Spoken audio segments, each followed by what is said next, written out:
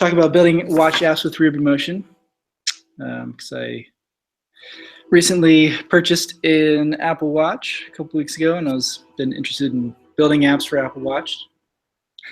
This location is next to the train tracks. Sorry, good. That's all right. And anyway, let's get started. Oh, I don't think this presentation will take the whole 2 hours. So after that, maybe we can think of something else to do. Maybe hack on something, or if somebody has a question about something they've been working on, we can work on that. All right, so thought I'd start with an overview of the Apple Watch, since we might not be familiar with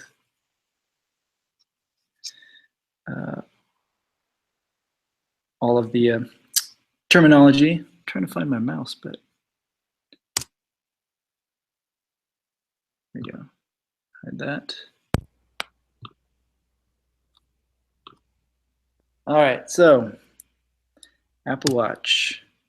The Apple Watch has some main features. Of course, the watch is the actual watch face is probably the main feature of the watch, but there are some other features of the Apple Watch that make it unique, and some of the terminology you'll want to be familiar with, and those are complications, apps, snapshots, notifications, and handoff. And I'll talk about these a little bit more in detail in the next few slides.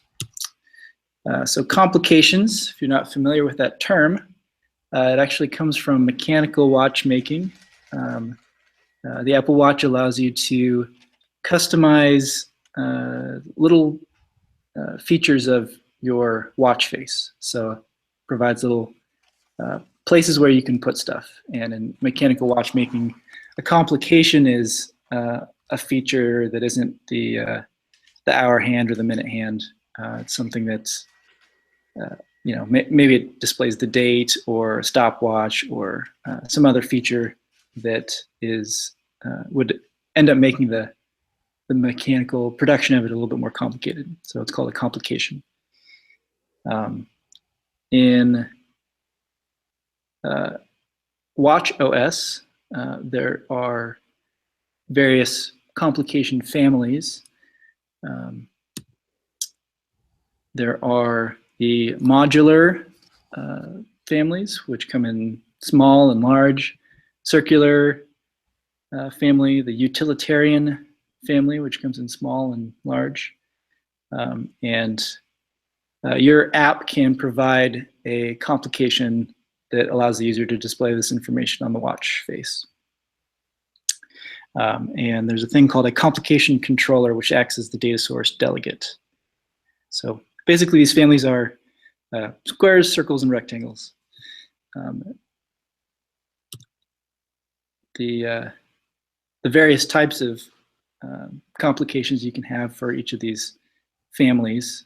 For example, small, modular small, you've got little images or rings or some simple text.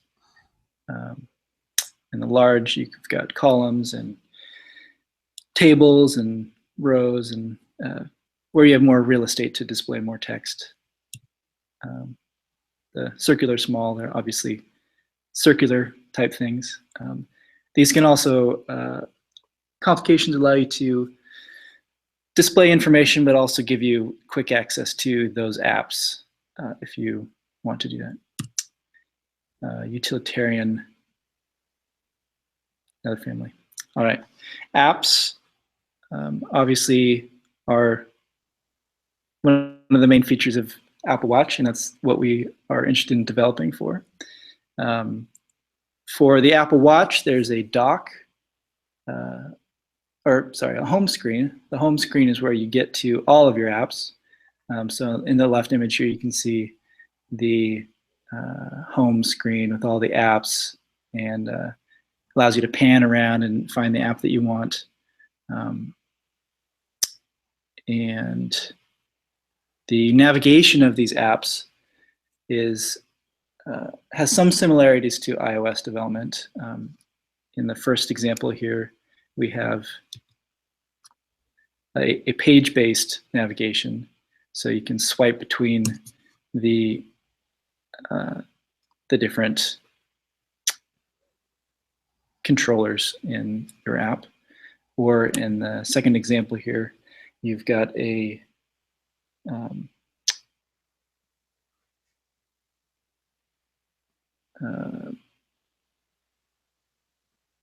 I forgot to write down the word.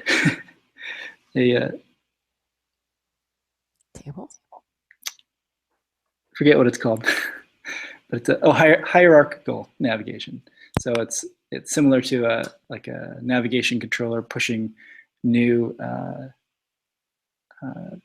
elements on the stack, new screens or controllers on the stack. Whereas page-based, you have all of them open at the same time and you're just swiping between them. So they're all instantiated at the same time.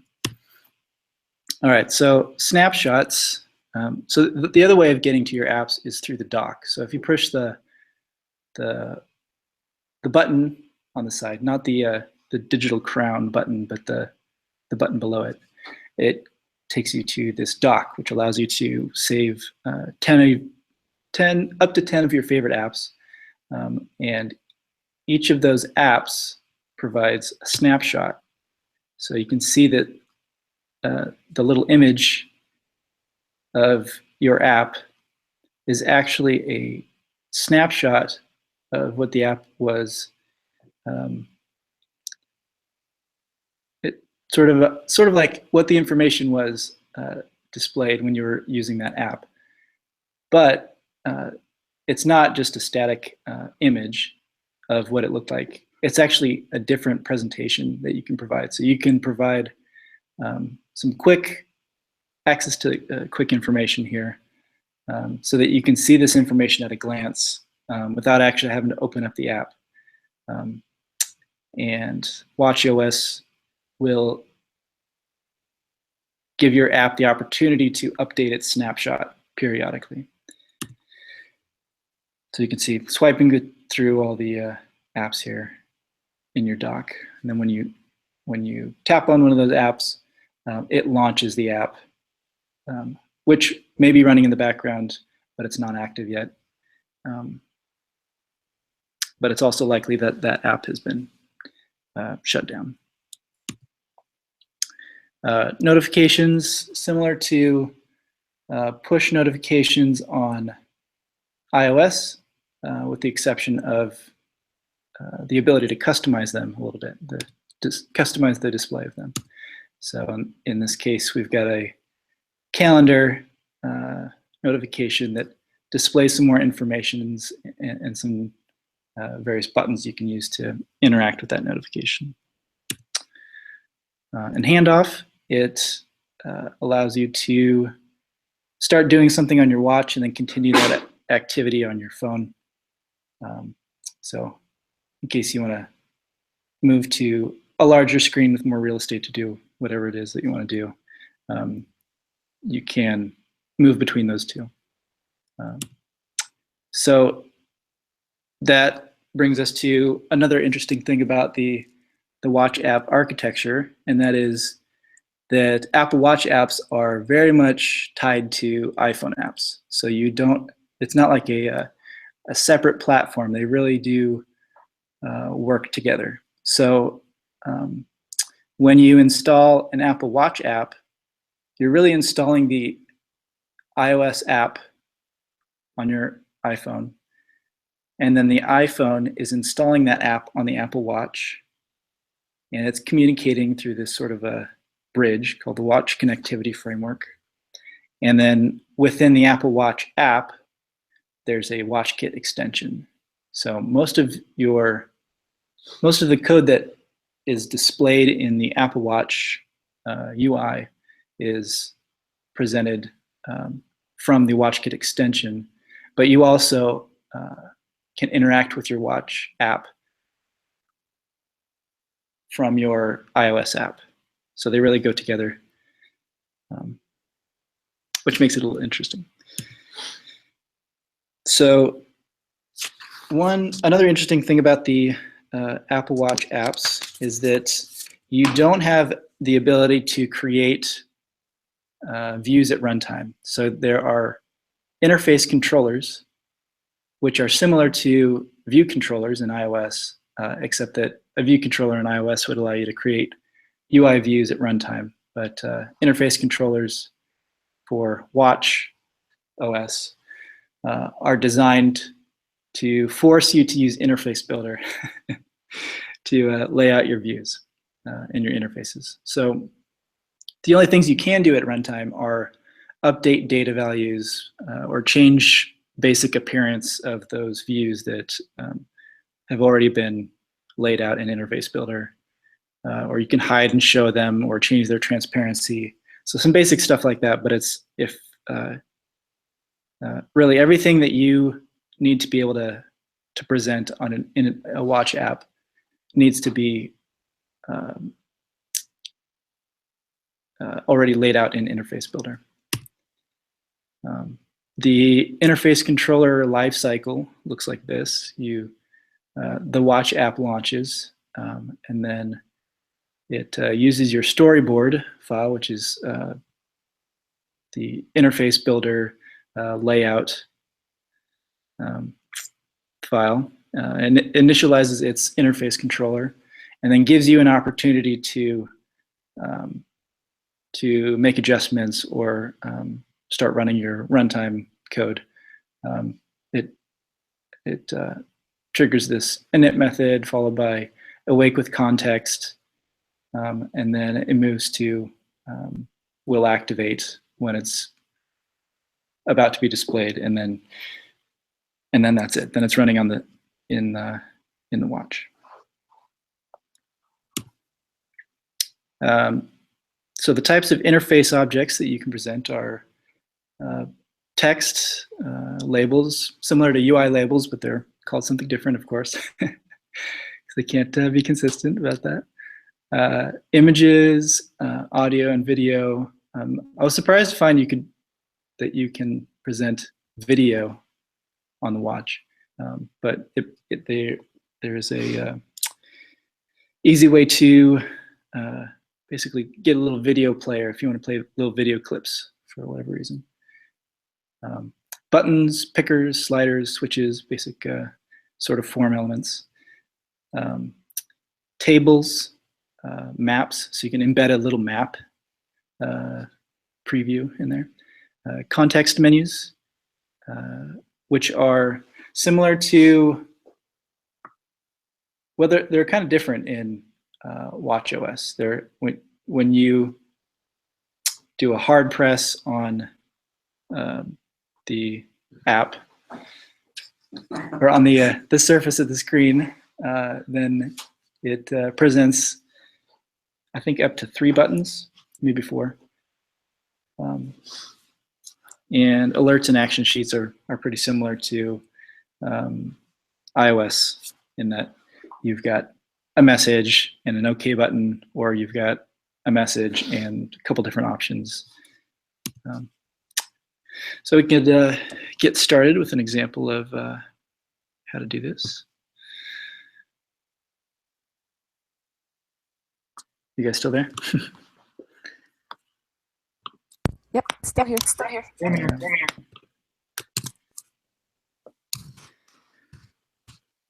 So, as I said before, the iOS app is, or the Watch app is really related to the iOS app. So, in order to create a Watch app, we need to start with an iOS app. So we can motion create our, I'll call this motion PDX-iOS.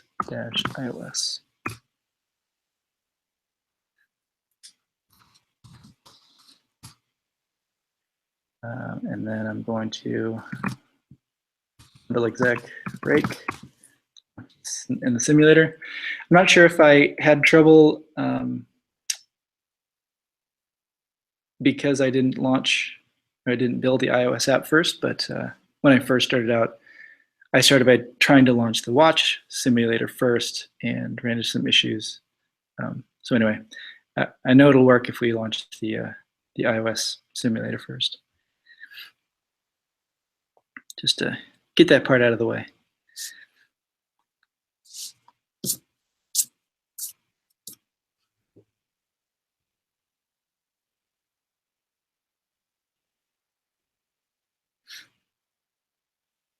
And while that's going, I am going to,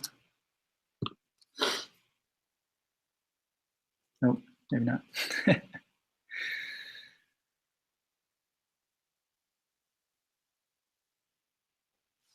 So would there Working be any hard. way- Go Sorry. ahead. Would there be any way to like create the watch extensions for an existing app without using RubyMotion? It's a good question. I don't know. I've thought about that, whether or not you could, and I really don't know if you could or not.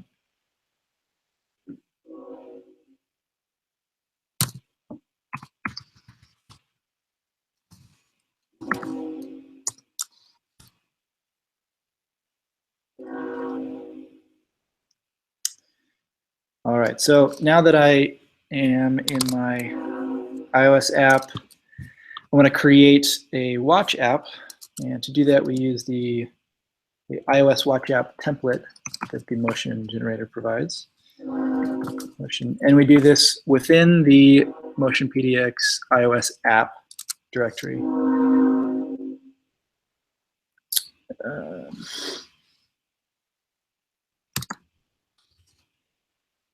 I'm just going to call this watch app.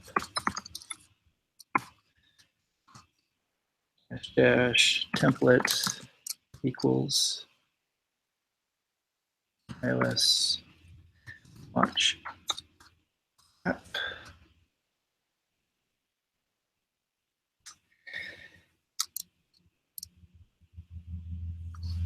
And after we've created this directory, we have to tell our iOS app that this watch app exists. So I'm going to quit this, and I'm going to open up this directory in Atom. That's my other stuff I can ignore.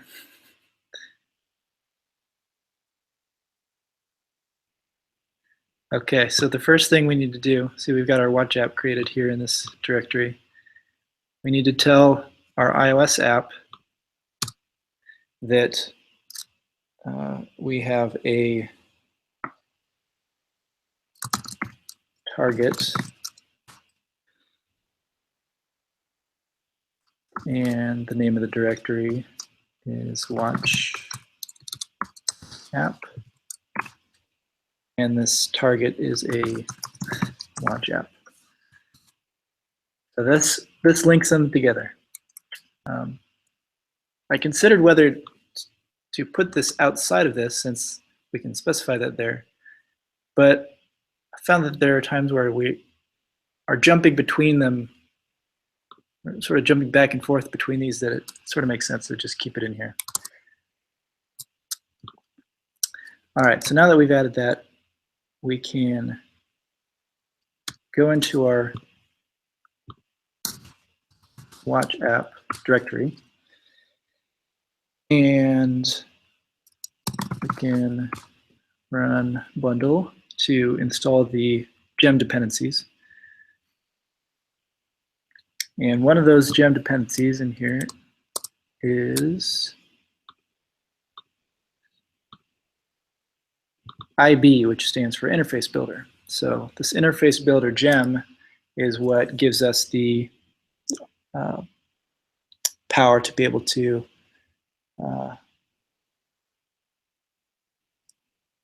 use Xcode Interface Builder with our RubyMotion app. So the next thing we're going to do is open up our app directory here. I'm going to expand this a little bit. So in our watch app directory, it looks a lot like an iOS app. We've got our app directory, resources, we've got this other watch app directory, which has other resources, which I'm going to ignore for right now. We've got inside our app directory, actually before I do that, there's a gem file, which has gems that are just for this watch app. A reg file, which has its own project configuration similar to an iOS app, except that the template is an iOS watch extension. And these are all configuration options for the watch app. And these defaults that it generated for us are the, we want to use the ClockKit framework. It says what our complication controller is going to be called, images, asset name for our complication, and various complication families that we support in our app, so we can configure this if we want to. And our extension delegate class name. So these are things that can be configured in here, because if you see in our app directory, we have a complication controller, an extension delegate, a glance controller, interface controller, and notification controller. So we've got a lot of controllers in here by default that are not, they're a little different than if you were going to start an iOS app. So our interface controller is basically, let me back up. Our extension delegate is sort of like an iOS app delegate. This is where we get our application did finish launching, application did become active, application will resign active. But our interface controller is where we set up our interface. So this is where we set up what our app is going to look like. And first thing we want to do in here is extend IB so that we can have access to Interface Builder. And in this example, I thought we would create a button that we can tap to display some information on the screen. So we'll start by finding an outlet that Interface Builder will know about. We're basically telling Interface Builder what the name of this element should be so that we can connect them. All right, so this outlet is going to be called our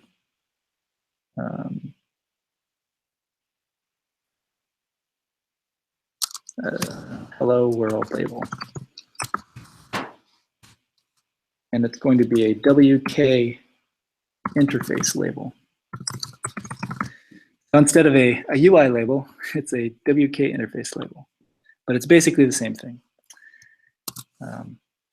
So now that we've defined this outlet, we can go back to the terminal here. Inside of our watch app, we can run bundle exec rake IB interface builder. And this will launch Xcode. It'll launch the launch us into this state here. We can open up this IB target or whatever this thing is here. And we can look for the storyboard is resources, watch app, interface.storyboard.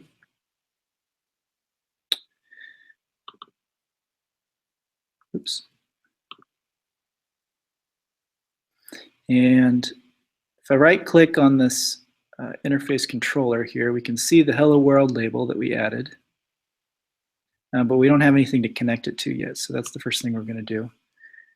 We're going to come over here on the right side and scroll down in the this area that displays all these different objects, and we're going to look for a label. All right, here's our label. We're going to drag it over here. We're going to drop it on the screen. This top one up here. This other one is for customizing the notifications. So we've got our label here, which is, I'm just going to give it some placeholder text.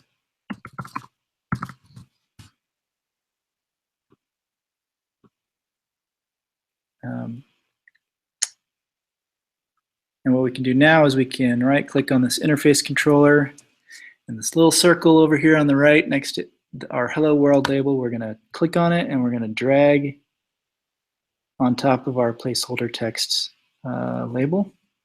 And now they're connected. We see this link in here so that they're connected together. And don't forget to save the file. So I'm going to Command S to save it. And that, it used to be a little gray icon up there. Now it's in color. So now I know that I've saved the file. If I go back to Atom, now that those are connected, I can actually do something with this. So over here, after Awake with Context gets run, we're going to take our Hello World label and we're going to set our text to Hello Motion EDX.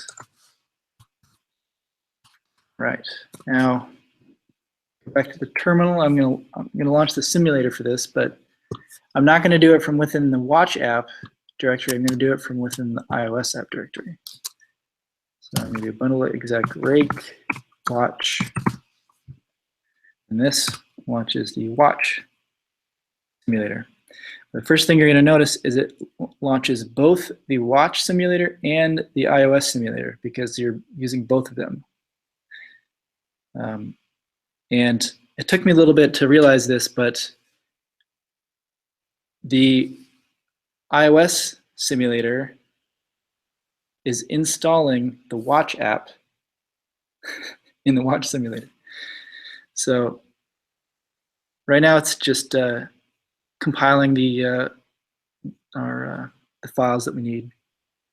You can see our Watch simulator just popped up here.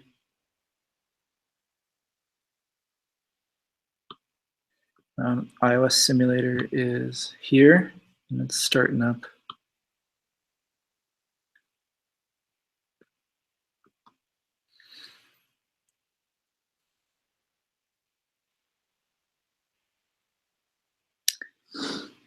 And likely our Apple Watch simulator is going to be done booting here pretty soon.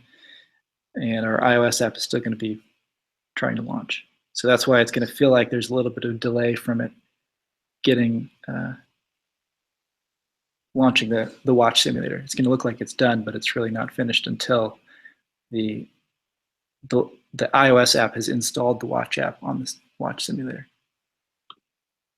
Because right now we're just sitting here waiting, just watching the watch, the clock. But actually, if we go back to the home screen,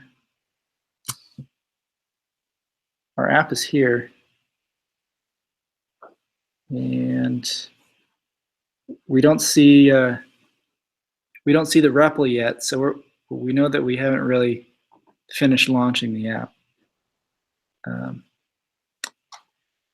And I think it's faster in the future, but I just know that sometimes it takes a while for this to finish launching. And it could also just be my computer.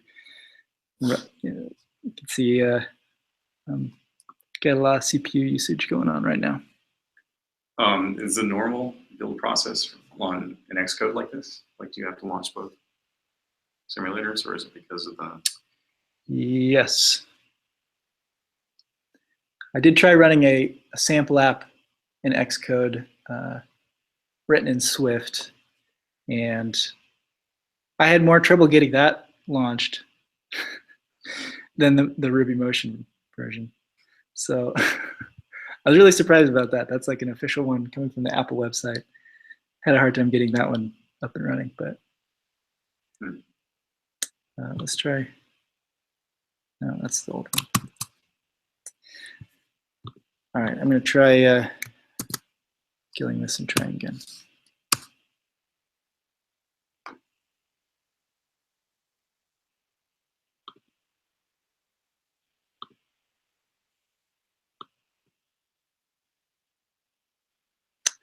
There's that app.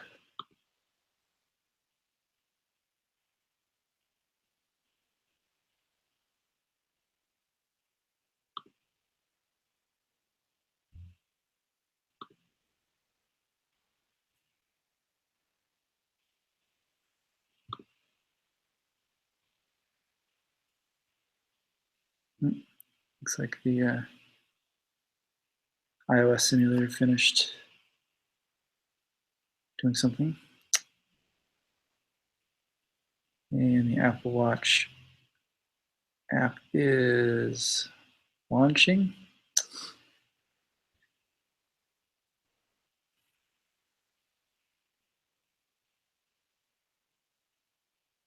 Okay.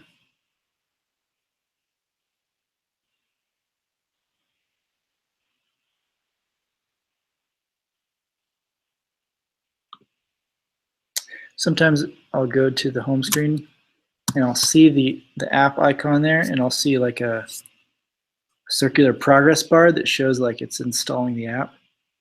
So that's how I realize that it's, yeah, right there. So you can see this app, now it's loading. It's actually installing.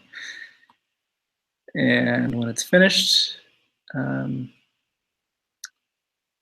now we've got the REPL over here. You can see the REPL is available.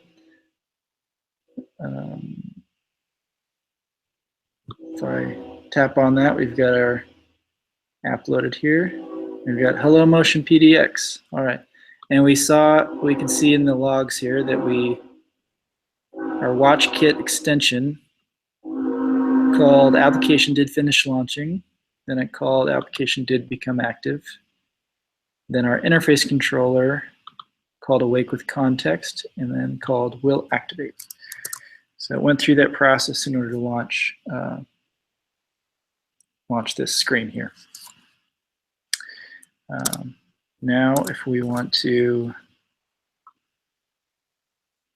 and you can see that we did set our text. It's not the placeholder text anymore. We can go back to interface builder here, and I'm going to drag in a button. Drag a button in here. And it's just going to position it where it wants to put it, which is immediately after that. You know, you don't have a lot of control over where it's positioned in here. It's interface builder wants to adhere to the Apple's guidelines. So now we've got a button, but if we go up here, we don't really have anything to connect the button to yet. So let's create a method over here in our interface controller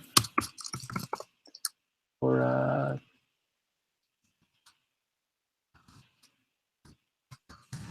button.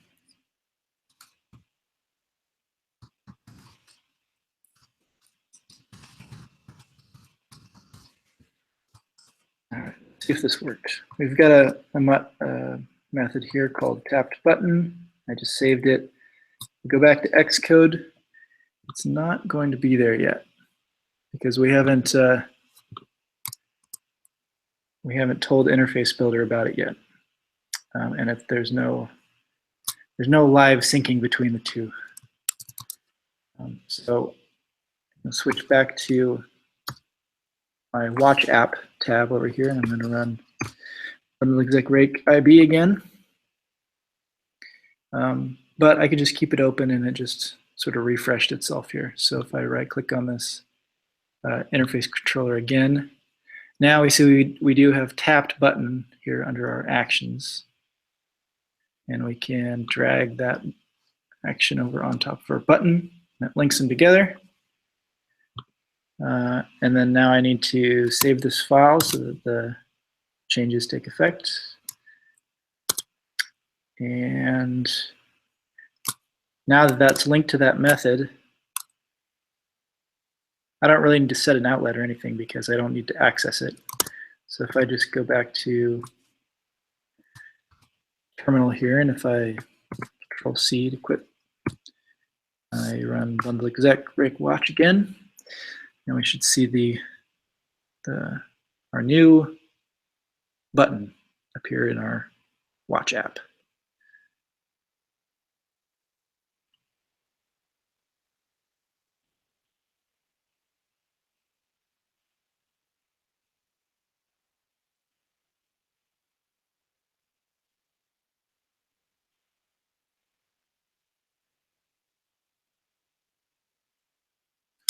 Apple Watch is booting up.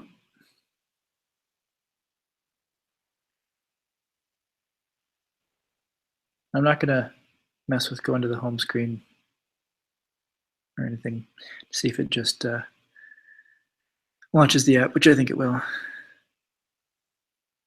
Interesting. We did get some log statements saying that the application did finish launching. Awake with context will activate. Oh, there it is. It just took a second. All right. So now we have our button here. Let's see if anything happens when we push the button.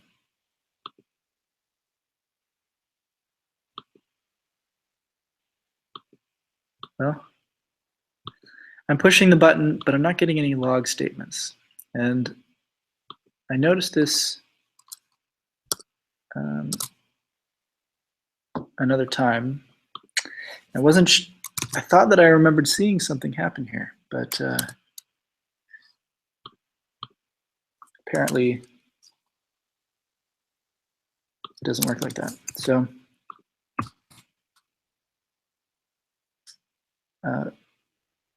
another thing I noticed is that if for some reason you cause your app to crash, the REPL will just quit. Or sometimes it will. Sometimes it'll keep running because Andrew? Yeah. Does it make a difference if you use NSLog? And the other thing I noticed was the target action didn't normally match the signature. You didn't have the sender. I'm not sure. I mean, it's probably not significant, but it's just one of those quirky things, right? Yeah. So the target action and sender, I don't think those make a difference. I have tried NSLog also, and for some reason that doesn't work either. But what I was going to say is, there it is, Watch Simulator. If you go up to Window, Debug, there's a thing called System Log. You can open up System Log, which is pretty useful. You can go and see the log of the Apple or the watch, and if you can see our NSLog statements in here.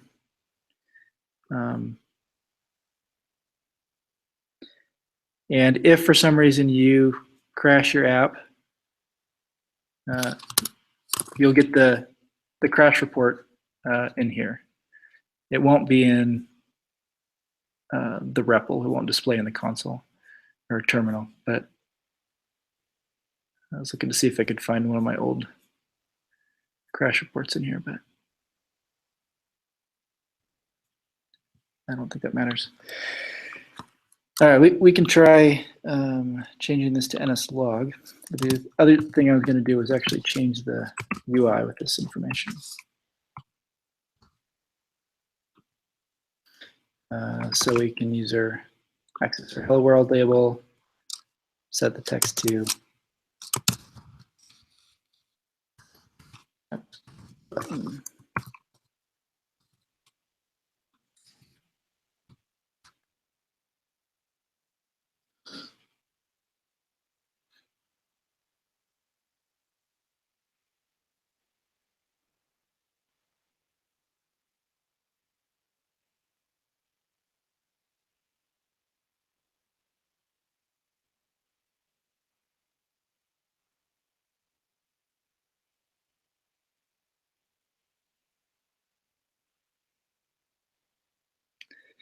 All right, got our watch app, our watch launching, booting up.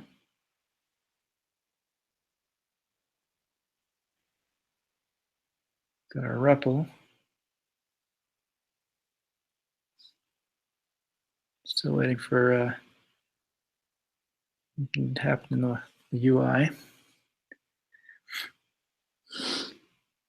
We did get some messages saying that the awake with context was called.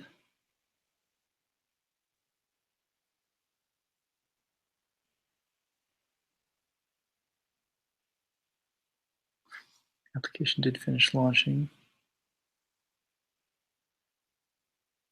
Oops. Apparently you can time travel.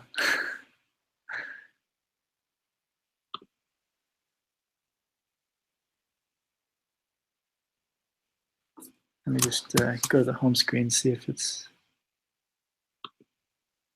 available. All right, I'm gonna push the button and see what happens.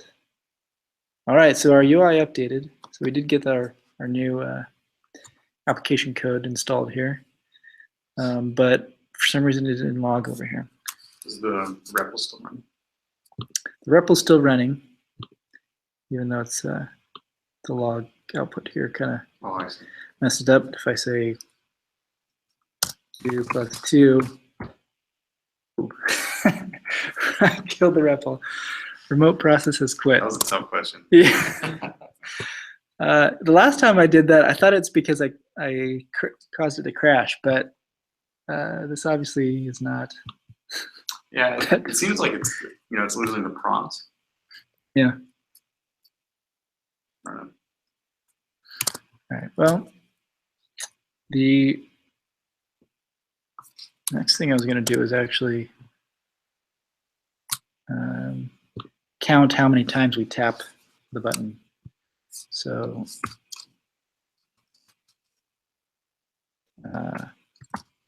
like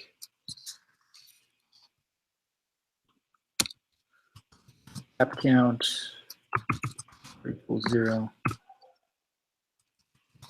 Tap count plus equals 1.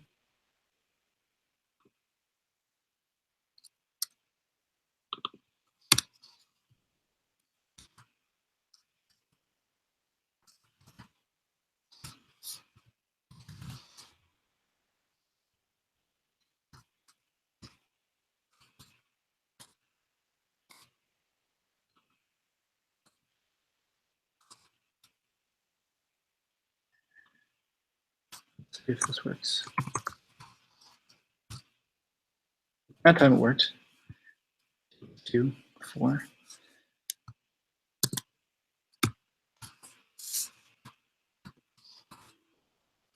All right, so this time when the app launches, we should see the count increment as we tap the button.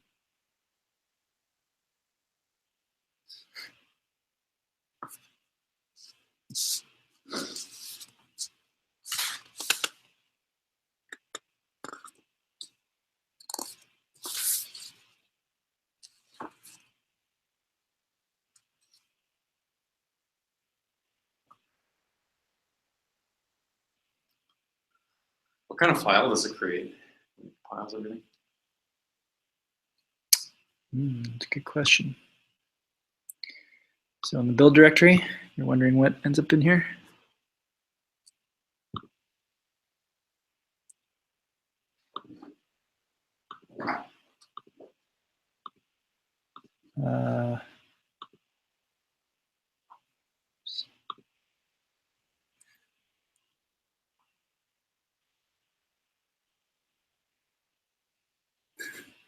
Creates a .app.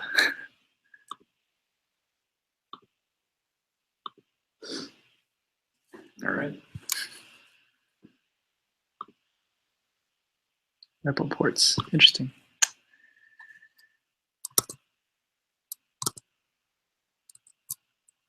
Let's launch. All right. Let's see. Tap 1 times. Hey, look at that. I got a log message this time. Tap 2 times. 2 times. All right. So this is behavior I was expecting before. I'm not sure why the log messages weren't showing up before. Doesn't make any sense to me, but that part works. The next thing that I was going to attempt to do was try to make an API request to fetch some information when you tap the button and display that information on the screen. I did run into issues with that.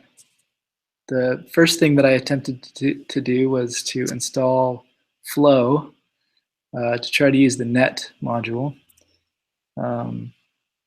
And for whatever reason, it couldn't find that module.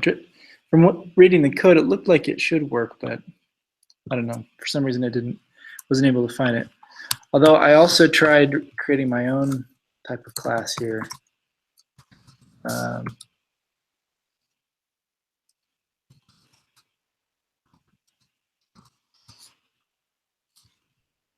And Andrew, are you trying to do network stuff from the watch? yeah, I was. Okay, gonna that's try doing different than I've seen other people, you know, like Ben Shearman's videos and stuff like that. Yeah, He seems to do that on the iPhone app. mm-hmm. And then the watch app just simply communicates back and forth with the iPhone app. Yeah. Yeah, I definitely read in the docs that there was it was recommended that you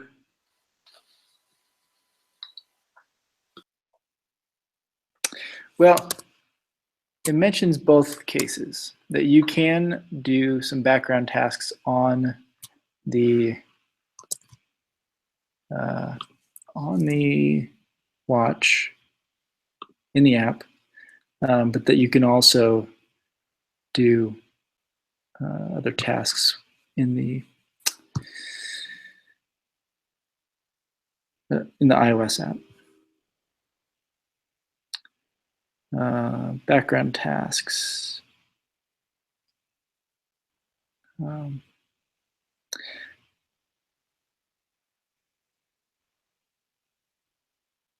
There's a background app refresh tasks and background NS URL session tasks.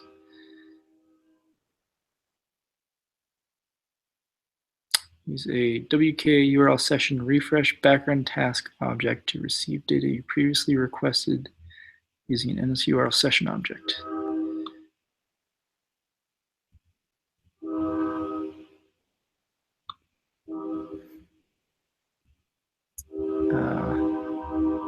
Yeah, the communicating between the iOS app and the watch app is an area I haven't really delved into yet, but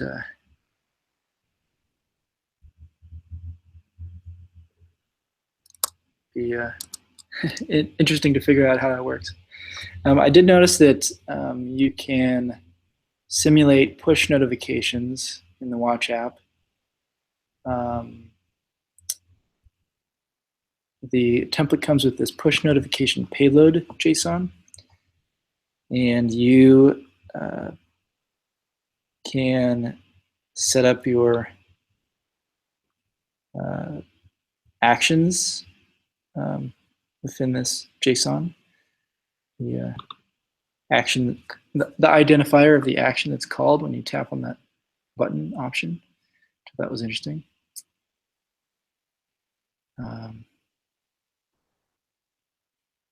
Not sure how to simulate this yet, though.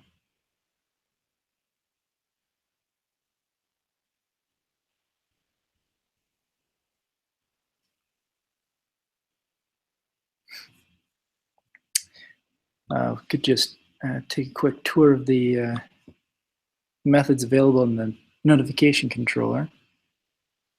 It also has a net and will activate to deactivate methods.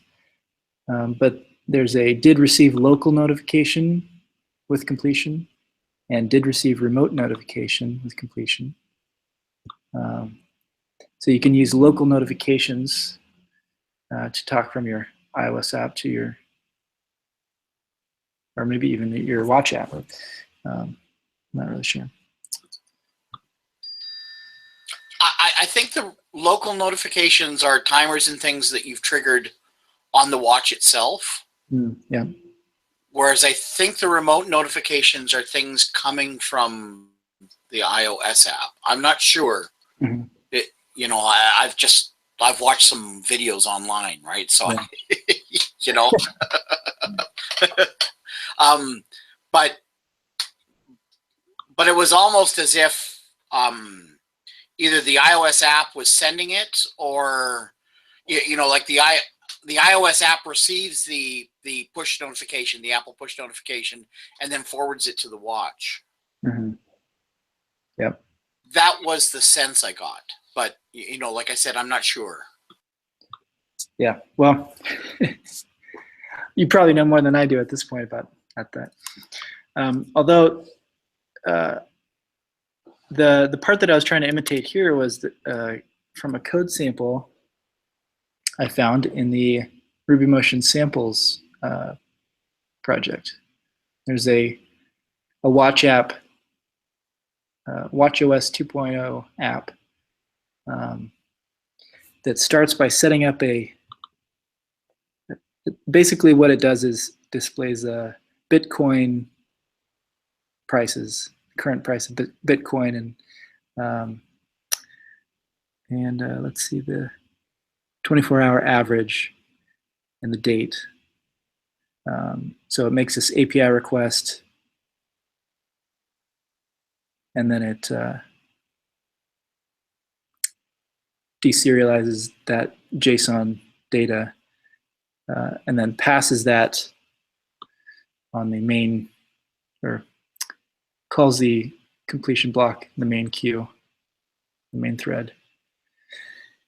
So that in Awake with Context, it sets up this tracker instance, and then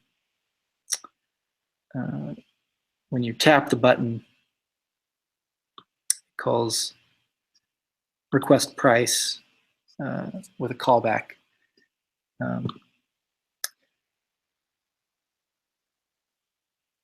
Like I said, I couldn't get this to work, which made me think it was my own fault. Because the code's here in the sample app, so I assume that it works. But when I tried to define my own class outside of here, just like this does, I couldn't even access it. So actually, now that I think about it, that might have been a different issue. So I'm curious if we could just start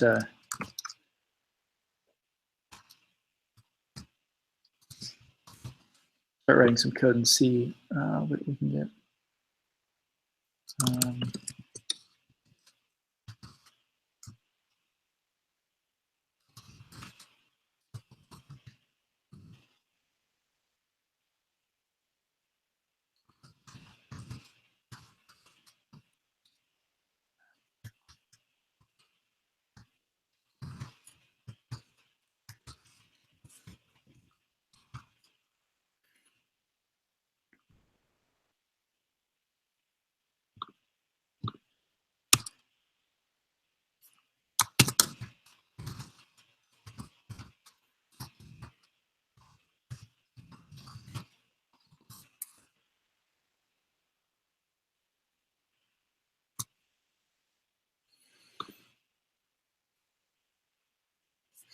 Another thing I was thinking about is whether or not this somehow gets cleaned up after the method completes.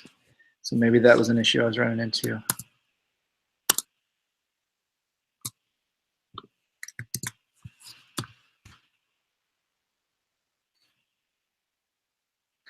Another interesting thing I learned was that you can share your NS user defaults, so basically your user preferences between your iOS app and your Apple Watch app, but that it's a one-way sort of thing. So you can read the values from your iOS app Otherwise, you can store some watch preferences on the watch itself.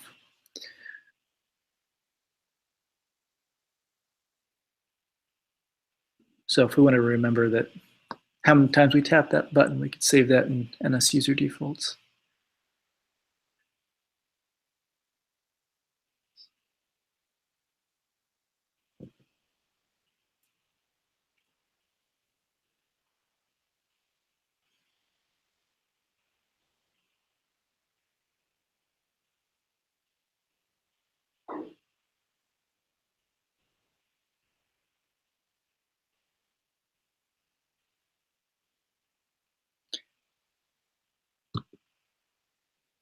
Tap one time. Hey, look at that. It worked this time.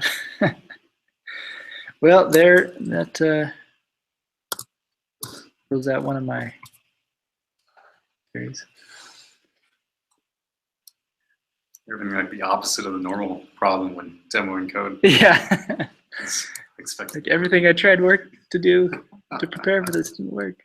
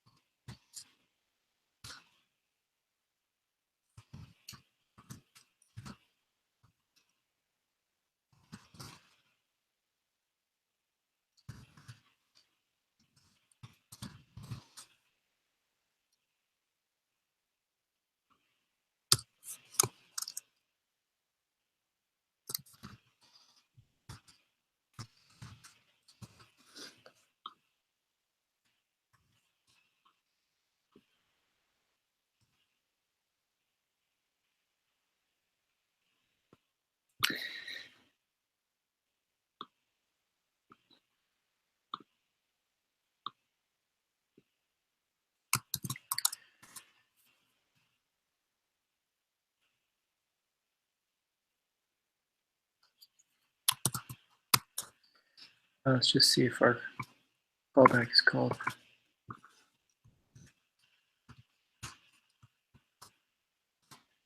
Meanwhile, let's set up a URL session object here. I want it to be a singleton method here, class method.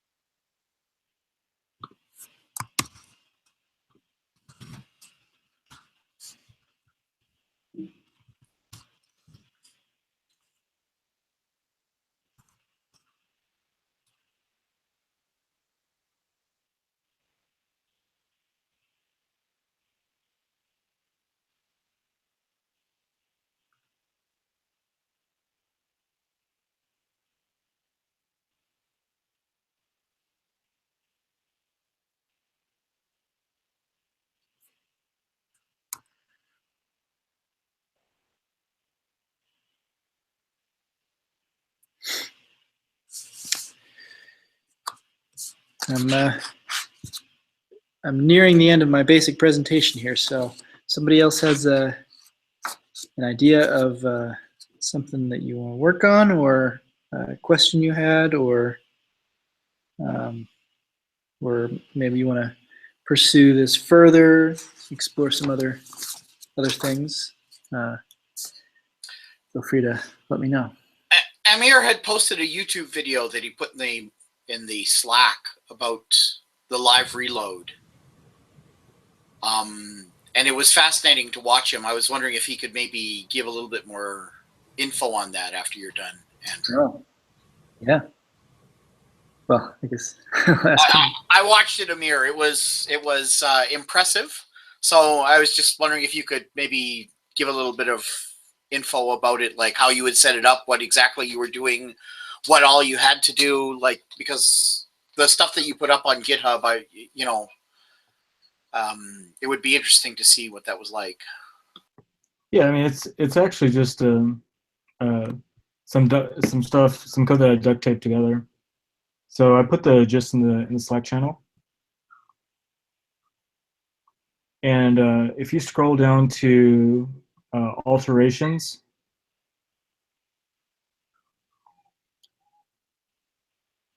all I'm really doing is I have a file called repl.rb, and I basically use Ruby's built-in compiler to check if the syntax is okay, and if it is, then I send that just to the REPL. So it's almost as if you're like just typing it inside of the browser window. I mean, inside the REPL. Let me go and share my screen. Yeah.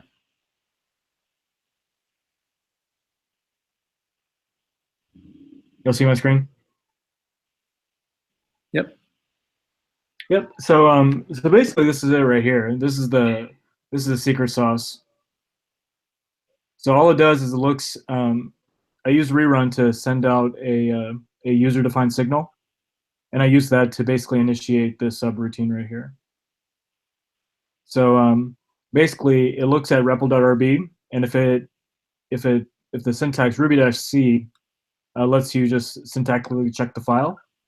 And if the syntax is okay, then I just open the file, read it, and then pass that into the standard in of the REPL. And that's all I'm doing.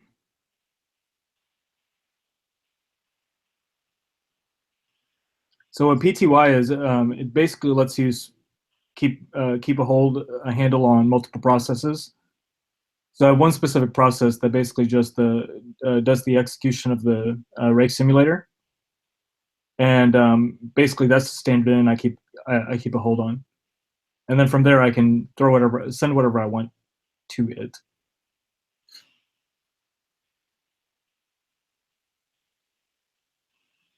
What do you think? Well, I saw you using it. I don't know if anyone else had watched the video yet. Amir posted it to the Slack channel this afternoon. And there's I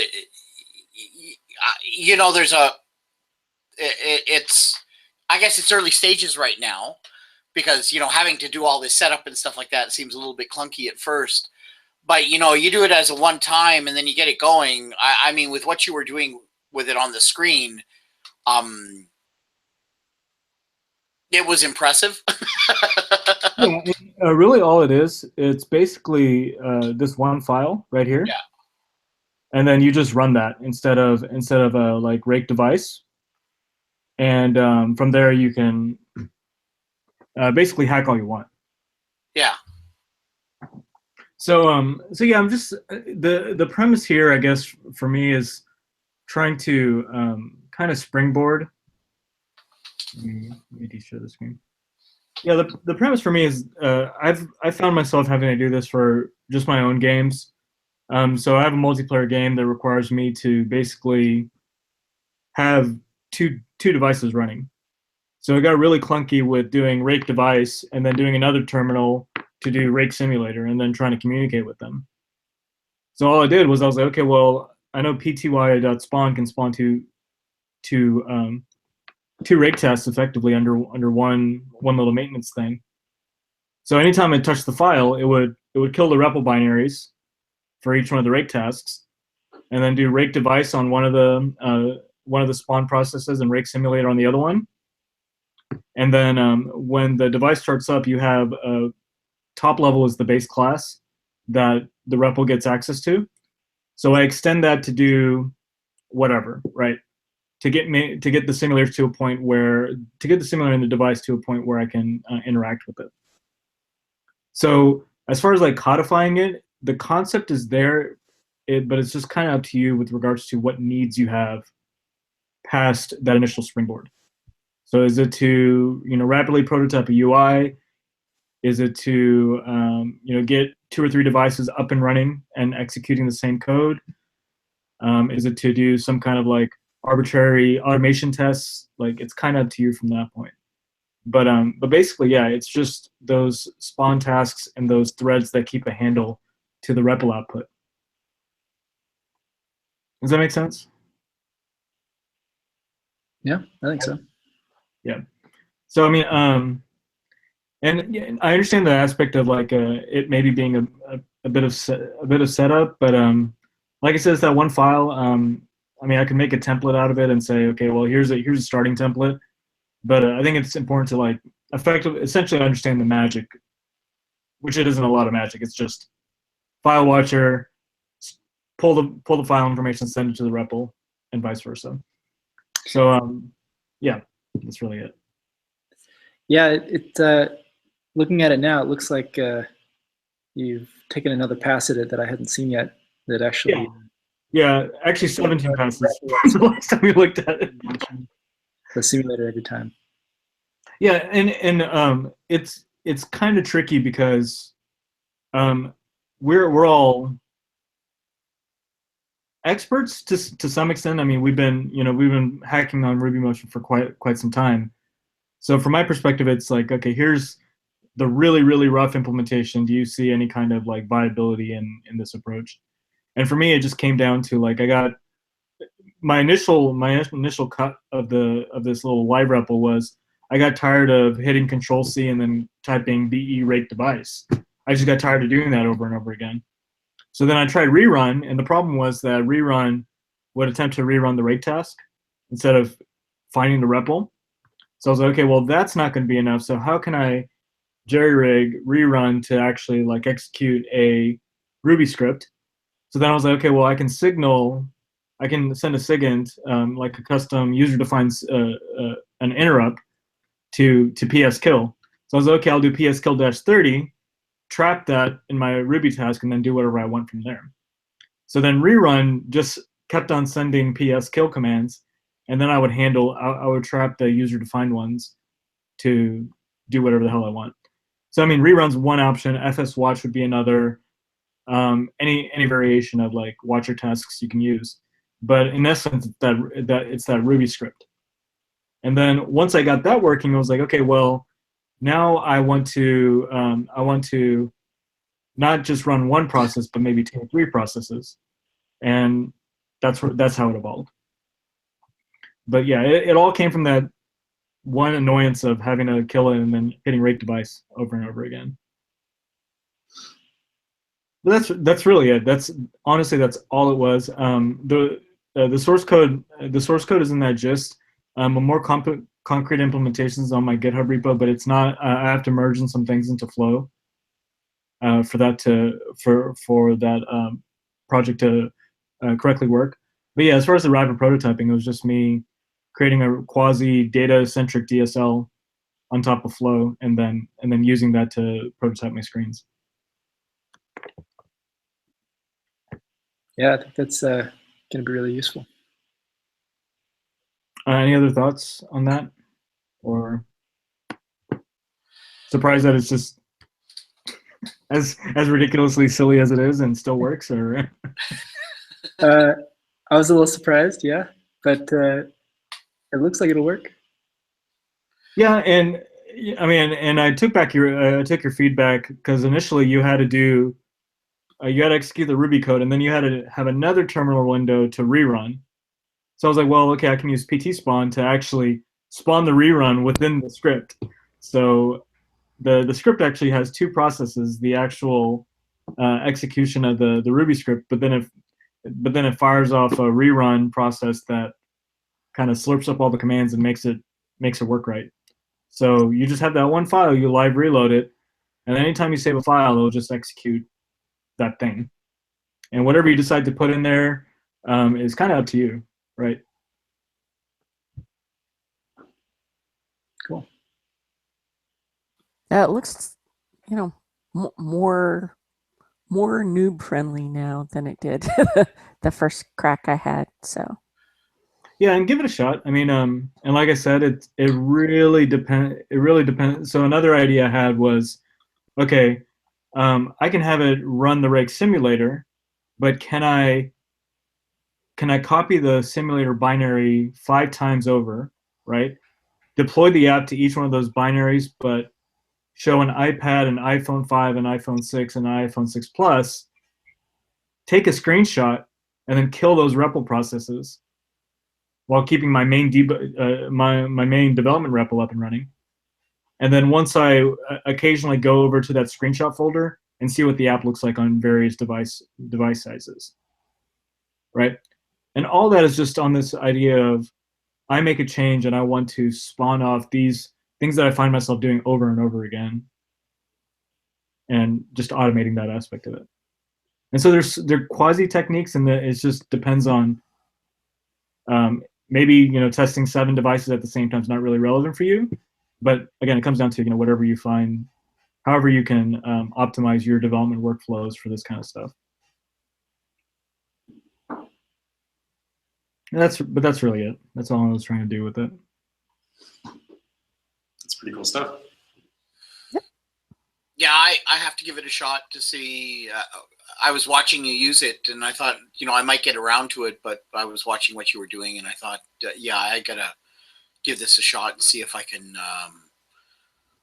As you were doing it, using the proposed Flow DSL, I saw, but which actually. I think and by the way, that's not getting merged into Flow. It's called Hiccup. And yeah. It's inspired by a Clojure DSL that I really like working with. I'm a Clojure junkie, so a lot of my lispness comes out in my DSLs. But yeah, it's just a musing on different approaches to do that. But as far as Flow, I'm using just Flow APIs. I just kind of wrapped it up inside of the DSL. Yeah. Yeah. But yeah, I mean, that didn't look that bad, actually. It's I always prefer declarative for the UI as much as possible. Yeah, I know. Generally, Rubyists like a more blocky DSL, with callbacks. But the problem with those is that it's not serializable, right? So you have situations where you may want to serialize that data. You might even want to send it from a server or some variation of that. So that's why I took the more hashy DSL as opposed to a blocky one. But that was it. The source code for that, I can give you. Here's on mobile.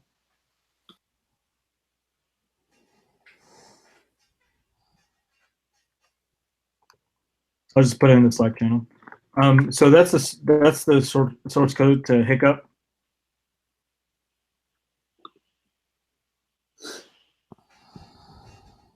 And the usage of that is in there also. And then the live reload is inside that gist.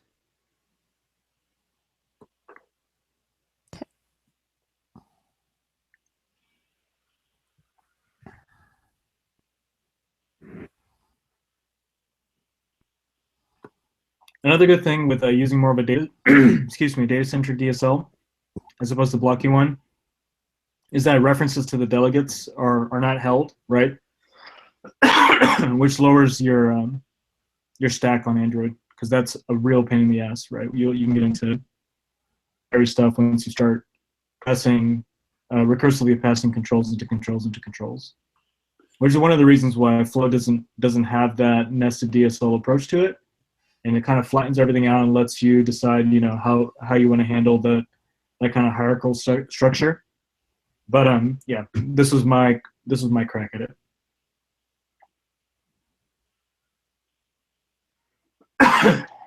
Cool. Yeah, it sort of reminds me of the experience I've had so far with the Watch app stuff. At first, it felt like I can't create these views at runtime, but then I can kind of appreciate the limitation of and simplicity of laying out my views in a way that they're sort of represented statically in an XML file, and then I don't know. I guess. Yeah. easier So for to so keep it. for the Android stuff, Flow is attempting to consolidate that. So my a darkroom and the Ensign are getting consolidated into one cohesive like view engine. So I'm dogfooding Flow as I try to port my other games over, which coincidentally happen to be business applications. They just look like games, but they've got all the resemblances of business apps with buttons, labels, and all that good stuff. So at least for those two games. Yeah. So, what do you feel like is the next big thing that needs to be done with Flow or implemented in Flow? For me, it really comes down to dogfooding. Kind of went back and forth of like, oh, do we try to bring new people on, or do we try to solidify, the umbrella that is RubyMotion open source? And I'm always pull based, so I won't use something until I actually have a need for it. And right now, I have a need for the view rendering engines of Flow. I don't have a need for the HTTP yet, right? But that doesn't mean that won't happen in the future. So as far as the future of Flow, I could see, simply because I'm trying to use it for my own apps, the UI part is going to eventually solidify itself, right?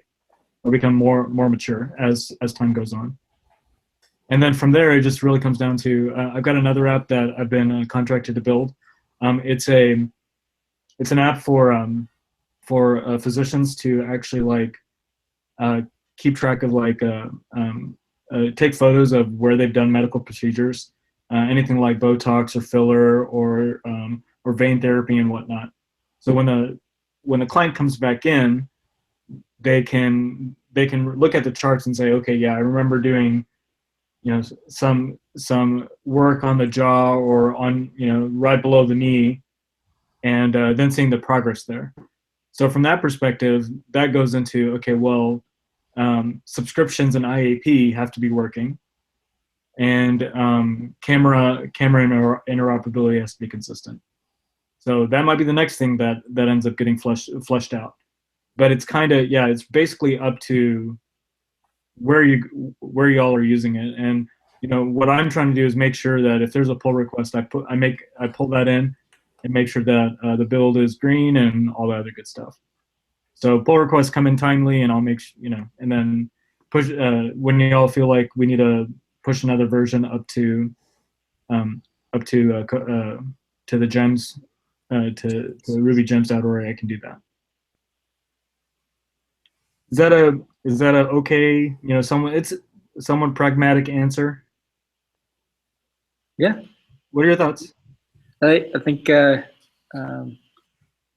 totally makes sense to address the things as you go, as you experience them. Yeah. I feel like for sure the UI, one of the biggest reasons for Flow is having the cross-platform UI framework. Yeah, I'm dealing with auto layout, and then dealing with the widgets and swing type layouts of Android were infuriating. And for me, the first version of ADR, there was no auto layout. I was working on iOS 6 at that point in time. So my entire layout engine is completely proprietary at this point. So obviously I want to move away from that and consolidate those code bases for my own sanity. So it makes sense. It makes sense to move my stuff over. Mm-hmm. Yeah. I think also the challenge is that the way we approach UI templating and layout is different among all different developers. We all have our own preferences, and there's different ways to do it. So yeah, and for what it's worth, there, I know what kind of call to actions for IAP convert. I know what kind of call to actions for reviews convert. I know a lot of the the Omasaki kind of opinionated approaches to UIs that do really well. So at a minimum, those things will probably be baked in. So if you want to do if you want to do your own rate screen, you can, but there will be a very high quality rate screen in there because again, I use it.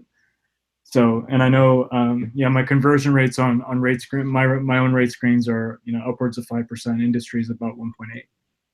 So same thing with my in-app purchases. I think they're at 3% for IAP. And so I understand what goes into that kind of stuff. And a lot of that wisdom came from, my own Apple contact.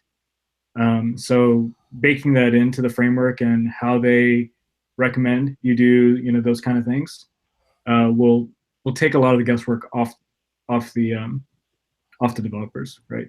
There's best practices in place that are more soft skill based as opposed to making it look pretty.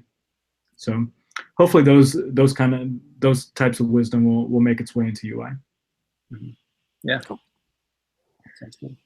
So I'll just say I'm going to work on maps because that's what I need. So yeah, and that's great, and that's good. And like I said, if you end up getting any pull requests, I'll make sure to do my due diligence and pull those in. And yeah, cool. Any other questions?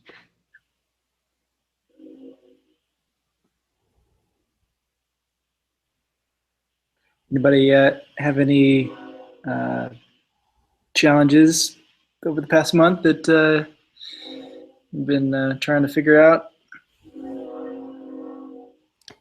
you guys heard all of mine because I cried loudly in the Slack channel. But yeah, my workshop went really well. I, surprise, had way too much material, but I attended another workshop and he had way too much material too. So I don't feel that bad. But yeah, I had a lot of people come up and say they were really excited by it. So hopefully that translates to a few more people eventually buying. Yeah, and again, my whole perspective again is pull based. I rely on RubyMotion till the day I die because I've got so much stuff on it. So essentially, it's got corporate sponsorship. I mean, that is the best way to think about it.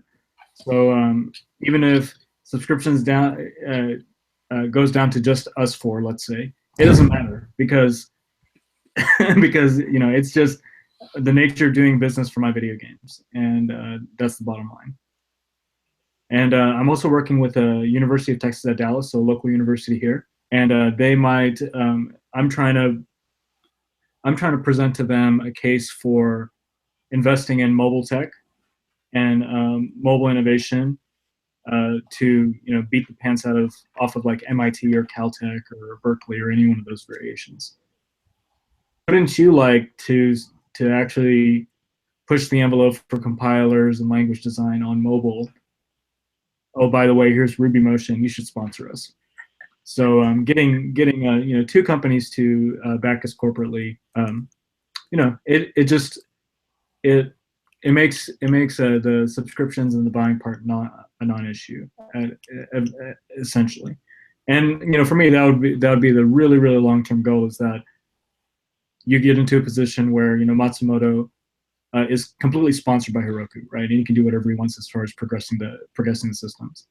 So yeah, 2 to 3 years from now, if that's what I can make happen, that makes me happy, right? So yeah, don't worry about the selling, the buying and stuff. I'm not at all concerned about that. I just want to make sure those that are using RubyMotion are happy using it and help, basically like stewardship, right? Steward those that want to come onto the platform and steward those that want to move off it if they want to. And making sure that that journey for them on to off the platform is what they like. I think specific with like Rails, Twitter started off on Rails. They got to a point where they had 5,000 employees and they couldn't scale Rails and they moved off. That's fine, but if it wasn't for Rails, they wouldn't have been where they are. So it's that same mentality. There's going to be people that jump onto RubyMotion for one reason or another, and they might grow out of it, they might grow into it. out of it. So that in itself is a testament to the runtime. But that's really all I can do. I think myself that one of the hardest things that and you see it on the list all the time is people are looking for ways to do things, and even myself, right? And so I'm translating from different languages, and actually one of the biggest things is you know, a lot of the examples that you find is a whole bunch of stuff is done with Interface Builder on the Yeah, Cocoa side. And yeah, it's same for me, right? I'd rather do it declaratively in code, executing statements, you know, things like this, right? And there's these little twigs that every now and then it's like, well, how the heck do I do this? On Macs, and I don't know, Lori, if you've seen this, if you're working on Macs, I don't know how to set the default cell for a column in a table, in an NS table view, right? I can't find where it is, where it's defined, right? There's no method. And yet in Interface Builder, it's there. And so you know it's got to be there somewhere. You just can't find it. Take a look at Quick Dialog. Have you heard of Quick Dialog? No, I haven't. Take a look at Quick Dialog. They've codified a lot of it. And okay. the secret sauce may be in there. Annie, I have code. I will share my app with you, and you can go through and find the examples of doing all that stuff. Oh, that would be great. You know, and I think that we need to put some of those things up there, and so that's one of my plans is to. Yeah, I have two projects that I'm trying to do. One of them is that I've started working on is Ben Shearman did a series of videos for something called Road Trip DJ. They're out of date now because you can just do it in iTunes and stuff like that. He did them all in, I think it was all done in Swift. I'd like to do them episode by episode in RubyMotion so that somebody could come online and go like watch his episode 1 and then go and see how to do it in RubyMotion sort of idea. And I want to try and do some more of that too with the Hillegas, you know, Cocoa on Mac OS X book, right? I have been working against the earlier version. I've got up to about chapter 11. I have to reformat it and then make it public in the Git repository. There was only one thing that I had hit, which was in the undo section. There's a thing where you have to pass the address of something, and I just couldn't get that to work. And I was going to post that at some time, like on the Slack or something, and say, hey, do any of you guys, have you ever come up with this? How would this work, or something like that, or in the Git repository. But I think having some of those things out there, you know, that's where people, a lot of the examples we have, they're all old, right? Yeah. You know. So let me do this. Bit of work to. I've still got a bit of like maintenance to do with, you know, like the website, the localization stuff, and everything. But I'm going to schedule something at the beginning of June, kind of like a town hall thing, where, you know, if anyone wants to, you know, talk about kind of where they are with the platform and, you know, what are they struggling with and what they, you know, would like to have done, that would be a good time to kind of put all that stuff together. So I've done the survey. I've done the survey questions. So I've got a lot of answers back. I'm still waiting on a few more just to see if I can get a few more. But from that, I'll have a good list of basically what libraries are being used, and you know, we can kind of take it from there and kind of do a grooming kind of thing to figure out what's next, right? So how does that sound? Cool. And yeah, I'm always on the Slack channel, so if you got questions, just ask me there. I generally try to stay present. So, you know, I'm there, right? I'm here. I'm listening, and I try to, when you make comments about things, I try to favorite them inside of the Slack channel, so you know that I've read it. So I try to do those things, and it's just a matter of taking one thing at a time. And of course, you know, I'm maintaining my own apps, which use RubyMotion. So by extension, RubyMotion is going to improve simply because I've got so much damn code that I work on. I was going to mention that I would say the majority of our meetups over the past 6 months have been on Motion Game. Yeah. And curious, since you're a big-time game developer.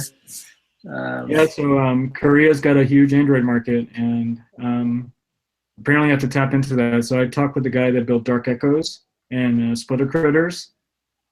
And so those are great iOS games if you haven't played those. But he says the Korean game market is huge, and it's all Android. So I got to get on that. Short answer.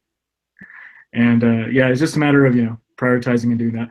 I also had a meeting with the guy that built Ruby 2D. So I showed him some of the bindings for RubyMotion.h. Yeah, he mentioned you, Andrew. And I showed him kind of like the inner workings of like how Motion Game wires everything up with its bindings. So he's going to try to take a stab at it and then see how much of it he can get running on a device. So he's got again a similar vision that there's this hole in game development that could be filled with Ruby. So we'll see what happens. Nice.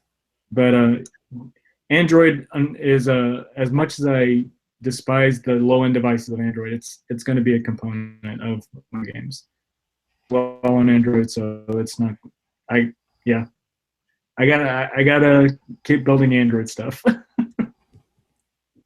I want to make that as painless as possible for myself as I possibly can, which by extension means it's going to be less painful for everyone. Sounds good to me. Cool. Good. All right. So yeah, I'll put a reminder come June, and we'll figure something out then. Sounds good. All right. Y'all have a good one. All right. Bye. All right. Take care. Okay. Now's a good time to call it. Okay. See you guys next month. Yeah. Thanks for joining us. Thanks, Andrew, once again for running these. Yeah. Thanks a lot. All right. See you next time. Bye all. Bye-bye. Yeah.